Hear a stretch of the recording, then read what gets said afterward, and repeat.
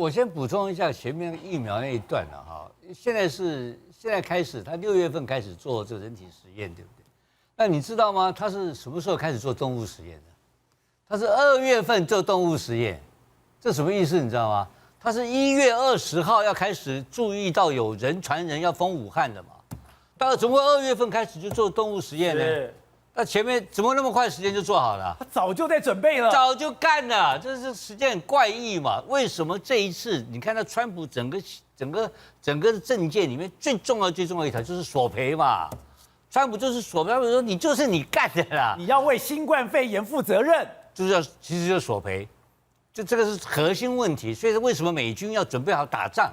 因为不可能赔嘛，只有打仗才有可能嘛。所以在后面的纷争啊，到10月份啊，会拉到最高点。